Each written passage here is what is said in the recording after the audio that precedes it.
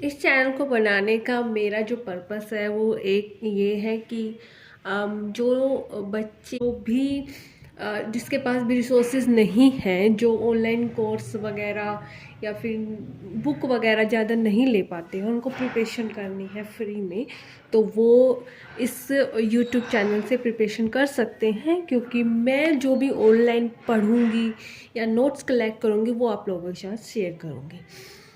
तो आज मैंने ये बुक स्टार्ट की है। ये मैंने ऑनलाइन परचेज की है, यूजीसी नेट की है, पेपर फर्स्ट के लिए। और इसमें फर्स्ट चैप्टर है, ये देखो फर्स्ट चैप्टर हम स्टार्ट कर रहे हैं आज। Teaching aptitude. इसके MCQs भी हैं, वो भी हम करेंगे, बट फिलहाल हम थोड़ा सा चैप्टर रीड कर लेते हैं। जो भी मैं इस बुक से तो मैं नहीं आप लोगों को बताऊंगी, मैंने इस बुक से ही कुछ नोट्स बनाए हैं। क्योंकि बहुत सारी बुक्स में क्या होता है कि बहुत सारी चीज़ें ऐसी दी जाती है जो हमारा टाइम वेस्ट ही करती हैं। तो इसमें जो जो इम्पोर्टेंट मुझे लगा वो मैंने ये नोट्स बनाए हैं, वो आप लोगों के साथ में शेयर करूँगी। तो प्लीज़ जो भी बच्चा यूजीसी नेट की तैयारी कर रहा है, जो ऑनलाइन कोर्स वगैरह नहीं ले पाता, बुक ज़्यादा नहीं ले पाता, प्लीज़ उनके साथ शेयर कर दीजिए। और इसमें हम डाउट भी क्लियर करेंगे। आप लोग मेरी हेल्प करना, मैं आप लोगों की हेल्प करूँगी। ऐसे ही हम मिलकर स्टडी करेंगे तो शायद यूजीसी नेट हमारा क्रैक हो जाए। तो टीचिंग एप्टीट्यूड का फर्स्ट यूनिट हम स्टार्ट कर रहे हैं। Education and teaching. शिक्षा और शिक्षण। क्या है शिक्षा और क्या है शिक्षण? टीचिंग के माध्यम से हम अपने जो संस्कार हैं, बिहेवियर हैं, उनका निर्माण करते हैं। एजुकेशन हमें इस योग्य बनाती है कि हम अपने इन्वायरमेंट में समायोजित होकर अपनी कैपेसिटी का, अपनी एबिलिटी का पूर्ण डेवलपमेंट कर अपने परिवार और समाज और राष्ट्र के लिए योगदान कर सके। मीनिंग क्या है कि टीचिंग जो है वो सबसे मेन रोल प्ले करती है एक मानव के बिहेव में। टीचिंग जब भी जब भी टीचिंग हम किसी को देते हैं तो उसमें क्या होता है कि बच्चे की नॉलेज बढ़ती है और वो अपने इन्वायरमेंट में एडजस्ट कर पाता है। उसकी कैपेसिटी जो है, एबिलिटी जो है वो इन्हेंस हो जाती है, जिससे वो अपने समाज और राष्ट्र के लिए योगदान कर सकता है। शिक्षा प्रदान करने वाले को टीचर कहा जाता है। जो शिक्षा को देता है, जो मतलब बच्चे को नॉलेज दे रहा है, उसको हम क्या कह रहे हैं? टीचर कह रहे हैं। टीचर टीचिंग एम्स को प्राप्त करने के लिए एक फैसिलिटेटर की तरह कार्य करता है, ताकि वो टीचिंग के एम्स को बच्चे प्राप्त कर सके। उसके लिए टीचर का जो रोल है वो एक फैसिलिटेटर की तरह होता है। एजुकेशन एम की बात करें तो मानव व्यक्ति का ऑल राउंडर विकास जो है वो एजुकेशन से होता है। मतलब इसमें एजुकेशन में हम क्या क्या करते हैं ताकि बच्चे का सर्ववांगीण विकास हो सके, ऑलराउंडर विकास हो सके बच्चे का। सभी व्यक्ति, चाहे वो चिल्ड्रन हो, चाहे वो युवा हो, वृद्ध हो, स्त्री हो, पुरुष हो, विद्यार्थी है, हम जीवन पर्यंत, जीवन भर हम कुछ ना कुछ सीखते रहते हैं।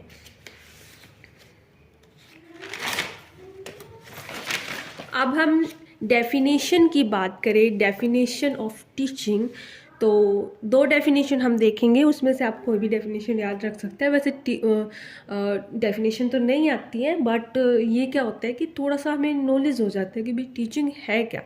तो टीचिंग नॉलेज, अनुभव एंड साइंटिफिक सिद्धांतों का दक्षता के लिए उपयोग में लाया जाता है। मतलब क्या है टीचिंग? क्या है? जो भी टीचर को आता है, जो भी उसके अनुभव है, जो भी उसने आज तक सीखा है, उसको बच्चे को सिखाता है वो, ठीक है।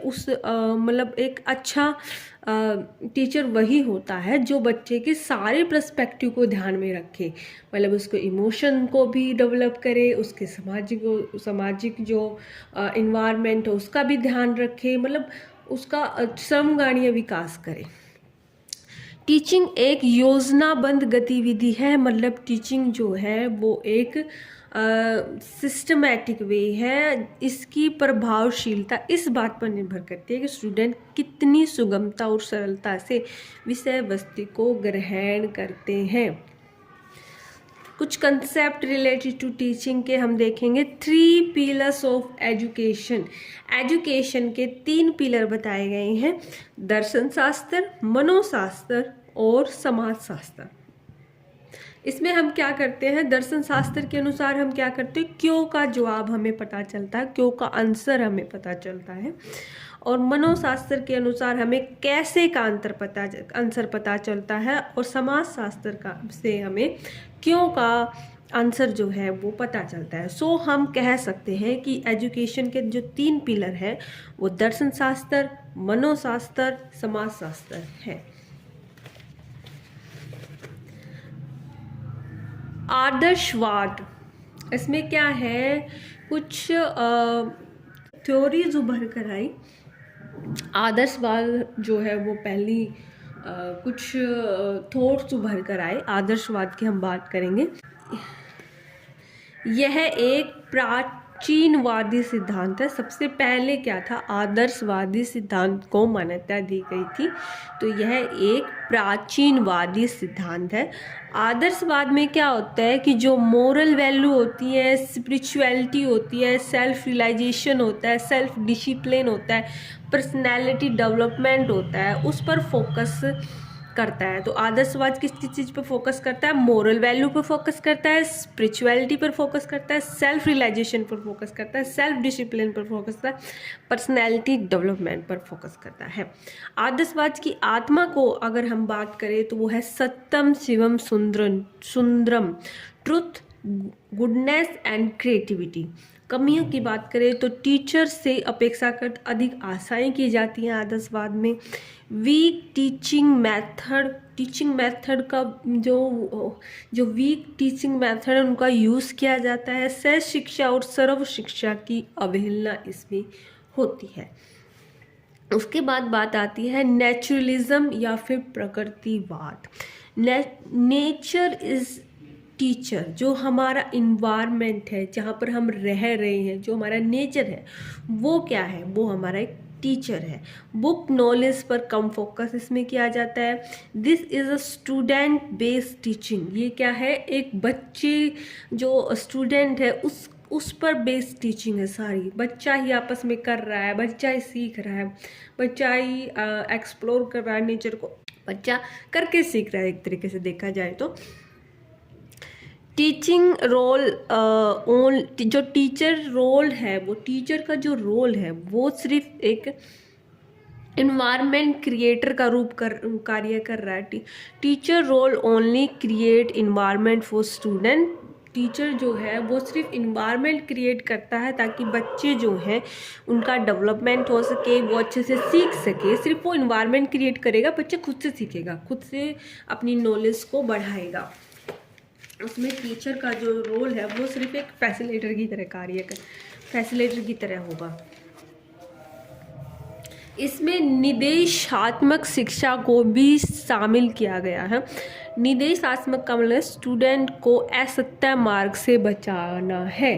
अब स्टूडेंट जो है वो गलत मार्ग पर ना चले, असत्य मार्ग पर ना चले, उससे बचाने के लिए भी जो ये नेचुरलिज्म है उस पर ध्यान दिया जाता है।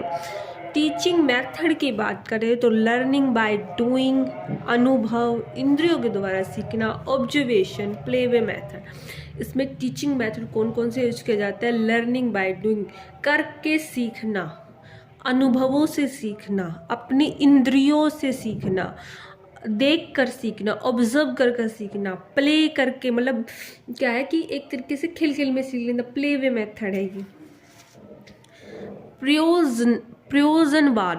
प्रयोजनवाद, ये जॉन डेवी को प्रयोजनवाद का मुख्य प्रतिपादक माना जाता है। मतलब करके सीखना, एक तरीके से अप्लाई करके सीखना, एक्सपेरिमेंटल वे भी कहा जाता है प्रयोजनवाद को।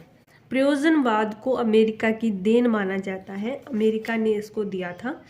और लर्निंग बाय एक्सपीरियंसेस, इसे ही ज्ञान का आधार माना जाता है। लर्निंग जो है वो एक्सपीरियंस के थ्रू होगी। इसी प्रयोजनवाद के आधार पर एक्टिविटी स्कूल सिस्टम का आरंभ हुआ। तो प्रयोजनवाद के आधार पर कौन से सिद्धांत के आधार पर एक्टिविटी सिस्टम स्कूल सिस्टम का आरंभ हुआ, तो वो था प्रयोजनवाद। नेक्स्ट है अस्तित्ववाद। इसके प्रतिपादक जो थे वो क्रिगार्ग हैं। इसका यह कहना है कि मेरा अस्तित्व है क्योंकि मैं ऐसा सोचता हूँ, इसीलिए मैं सोचता हूँ कि मेरा अस्तित्व है। मेन फोकस जो है व्यक्तिवाद पर दिया गया है। अस्तित्ववाद का जो मूल मंत्र है अपने आप को जानो, शिक्षकों का कर्तव्य बनता है मौलिकता, सृजन शक्ति, सक्रियता, मानवतावादी दृष्टिकोण उत्पन्न करने के लिए स्टूडेंट की हेल्प करें। शिक्षकों का इसमें क्या कर्तव्य है? मौलिकता, सृजन शक्ति, एक्टिवनेस, मानवतावादी दृष्टिकोण उत्पन्न करने में स्टूडेंट की हेल्प करें। योग की बात करें, नेक्स्ट है योग। परंपरागत रूप से भारतीय दर्शक के 6 रूप माने जाते हैं, जिसमें से एक है योग। इसके रचयिता जो थे वो ऋषि पतंजलि थे। यह मात्र शारीरिक व्यायाम नहीं है। योग जो है वो सिर्फ एक शारीरिक व्यायाम नहीं है, इसके 8 घटक हैं। सेल्फ कंट्रोल, आत्म नियंत्रण कैसे करें, नियम और पोस्चर मतलब आसन, और ब्रेथ कंट्रोल, प्रत्याहार, माइंड स्टडी, मेडिटेशन, ठीक है। शिक्षण की प्रक्रिया एवं विशेषता, nature and characteristics of teaching. तो नेट की परीक्षा में 1 से 2 क्वेश्चन जो है यहाँ से पूछे ही जाते हैं, संभावना पूरी है। तो शिक्षण एक बौद्धिक गतिविधि है। टीचिंग के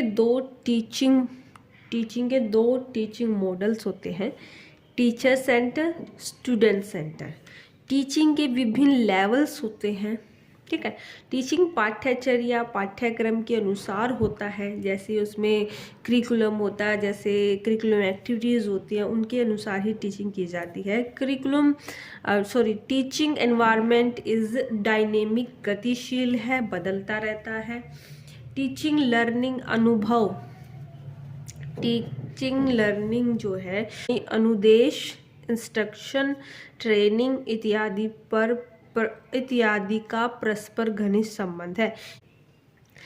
टीचिंग एक प्रोफेशन है। टीचिंग स्किल प्राप्त करने के लिए एक लंबी अवधि ट्रेनिंग आवश्यक है। टीचिंग ऐसे ही नहीं की जाती, उसके लिए क्या है, एक बहुत ही लंबी अवधि लगती है, ट्रेनिंग लगती है। Teaching is not just a science, यह एक कला भी है। जो टीचिंग है वो सिर्फ एक साइंस नहीं है, उसको आर्ट्स, वह एक आर्ट भी है। इसके 4 वेरिएबल होते हैं टीचिंग के, independence variable, dependence variable, intervening variable या फिर हस्तक्षेप चर, समतन चर, आश्रित चर, हस्तक्षेप चर। टीचिंग प्रोसेस में जो टीचर है वो एक इंडिपेंडेंस वेरिएबल है और स्टूडेंट है वो एक डिपेंडेंट वेरिएबल है। और टीचिंग प्रोसेस में जो भी हम टीचिंग मेथड यूज़ कर रहे हैं वो एक हस्तक्षेप चर है। जो भी टीचिंग वेरिएबल्स हैं उनके कुछ अलग अलग कार्य होते हैं, निदानात्मक, उपचारात्मक, मूल्यांकन। जो टीचिंग वेरिएबल है, जो कि टीचर है, उसके बहुत सारे कार्य होते हैं। एक तो डायग्नोस्ट करना कि भाई डायग्नोस्टिक फंक्शन, कि भाई बच्चे में क्या कमी है, क्या यूनिक है, टीचर का रोल जो है वो वेरी एक्टिव होता है इसमें, छात्र को क्या आता है क्या नहीं आता है इस पर ध्यान दिया जाता है। उपचारात्मक की बात करें, जो भी कमियां हमें यहाँ पता चलती हैं निदानात्मक में, उसका उपचार हम जब हम देते हैं उसको जो जो हम उसके लिए करते हैं ठीक करने के लिए, उसको उपचारात्मक क्रिया कहते हैं। निदानात्मक क्रिया में स्टूडेंट की सारी कमियों को देखकर उपचारात्मक क्रिया में इन कमियों को दूर किया जाता है। मतलब निदानात्मक क्रिया में तो हमने देख लिया कि क्या क्या बच्चे में कमी है, अब हम क्या करेंगे उपचारात्मक में उन कमियों को दूर करेंगे। मूल्यांकन क्रिया की बात करें तो इसमें यह देखा जाता है कि छात्रों की कमियां दूर हुई कि नहीं हुई। लास्ट में जो हम एग्ज़ाम लेते हैं उससे हमें पता चलता है, बीच बीच में जो हम एफ ए करते हैं, एफ ए लेते रहते हैं, बच्चों का फॉर्मेटिव असेसमेंट लेते रहते हैं, उससे हमें पता चलता है कि बच्चे की जो कमियां हैं वो दूर हुई कि नहीं हुई। सबसे पहले हम क्या करेंगे, वेरिएबल्स के विभिन्न कार्य, टीचिंग के क्या क्या कार्य होते हैं, टीचर क्या क्या कार्य करता है, तो वो हम देख रहे हैं। सबसे पहले हम बच्चे की जो भी कमियां हैं उनको पहचानेंगे, निदानात्मक फंक्शन, उसके बाद हम उपचार करेंगे उनका, उपचारात्मक क्रिया, नेक्स्ट हम मूल्यांकन करेंगे। ठीक है, नेक्स्ट है टीचिंग प्रिंसिपल्स हैं कुछ। ठीक है, तो नॉर्मल और साइकोलॉजिकल प्रिंसिपल, थोड़े से नॉर्मल या जनरल प्रिंसिपल और साइकोलॉजिकल प्रिंसिपल। अगर हम जनरल प्रिंसिपल की बात करें तो प्रिंसिपल ऑफ मोटिवेशन, बच्चे को मोटिवेट करना। प्रिंसिपल ऑफ इंटरेस्ट, बच्चे का इंटरेस्ट जागरूक करना ताकि वो और अच्छे से पढ़ सके। Teaching of linking with life, जो बच्चे का इन्वायरमेंट है उसकी जो लाइफ स्टाइल है उससे रिलेटेड हमें मिलजुल कर उसको एग्जाम्पल वगैरह देकर उसे जोड़ कर पढ़ाना। टीचिंग स्टूडेंट की रियल लाइफ से लिंक करके बच्चे को पढ़ाना, एक तरीके से देखा जाए तो।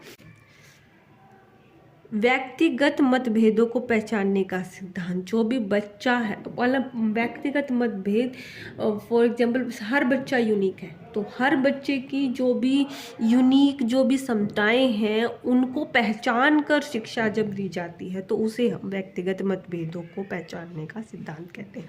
प्रिंसिपल ऑफ सिलेक्शन, तो प्रिंसिपल ऑफ सिलेक्शन हो गया, प्रिंसिपल ऑफ प्लानिंग हो गया, प्रिंसिपल ऑफ डिवीज़न हो गया, प्रिंसिपल ऑफ क्रिएशन हो गया, ये सब क्या है जनरल प्रिंसिपल है। Principle of motivation, principle of interest, principle of linking with life, principle of definite aim, व्यक्तिगत मतभेदों को पहचानने का सिद्धांत, principle of selection, principle of planning, principle of division, principle of creation. शिक्षण सूत्र, शिक्षण के महत्वपूर्ण कारक शिक्षण सूत्र। टीचिंग के क्षेत्र में विभिन्न शोधों, विभिन्न रिसर्च के आधार पर समय समय पर अनुभवी शिक्षकों और मनोवैज्ञानिकों तथा शिक्षा शास्त्रियों ने अपने अपने अनुभवों को सूत्र रूप में प्रस्तुत किया है। मतलब टीचिंग के एरिया में जितने भी रिसर्च वगैरह हुए हैं उनमें जो भी अनुभवी शिक्षक थे, जो भी मनोवैज्ञानिक थे, शिक्षा शास्त्री थे, उन्होंने क्या किया है, अपने अनुभवों को एक सूत्र के रूप में प्रस्तुत किया है। उन्हीं को टीचिंग के कारक शिक्षण सूत्र कहा जाता है। इन्हीं सूत्र रूप में दिए गए अनुभव को शिक्षण सूत्र कहा जाता है। सबसे पहले है फ्रॉम सिंपल टू कॉम्प्लेक्स। सबसे पहले हम बच्चे को सरल से जटिल की ओर ले जाएंगे। सबसे पहले हम जो आसान चीज़ें हैं वो बच्चे को बताएंगे, उसके बाद थोड़ी सी डिफ़िकल्ट बताएंगे जिससे कि बच्चे को समझने में आसानी होगी, वो अच्छे से चीज़ों को पकड़ पाएगा। ज्ञात से अज्ञात की, जो पहले हम वो चीज़ें बच्चे को बताएंगे जो उसको पता है, उसके बाद हम अज्ञात की तरफ जाएंगे। नोन टू अननोन, अनिश्चित से निश्चित की ओर जाएंगे, इनडेफिनेट से डेफिनेट की ओर जाएंगे, विशेष से सामान्य की ओर जाएंगे, पर्टिकुलर टू जनरल, मनोवैज्ञानिक से तार्किक की तरफ जाएंगे, साइकोलॉजी टू लॉजिकल, विश्लेषण से संश्लेषण की ओर जाएंगे, पूर्ण से अंश की ओर जाएंगे, from whole to part, follow in nature, प्रकृति का अनुसरण, ट्रेनिंग ऑफ सेंसेस, इंद्रियों का प्रशिक्षण, ट्रेनिंग ऑफ सेंसेस। तो ये हैं कुछ, इनको भी हम अगली वीडियो में डिस्कस करेंगे डिटेल में, तो प्लीज़ ज़्यादा से ज़्यादा फॉलो करें। और थैंक यू, आज मैं इतना ही रखूँगी। कल फिर से हम सेकंड चैप्टर, या फिर इसी के हम सबसे पहले एमसीक्यू लगाएंगे, उसके बाद हम सेकंड चैप्टर स्टार्ट करेंगे। तो ये हमारा हो गया है। अगर कुछ रह गया है तो मैं कल वाली वीडियो में आप लोगों से कवर करवा लूँगी। कल वाली वीडियो में हम देख लेंगे। थैंक यू फॉर वॉचिंग, और ज़्यादा से ज़्यादा प्लीज़ शेयर करें ताकि जल्दी से हमारे 50 सब्सक्राइबर हों और हम लाइव आ पाएँ। Thank you.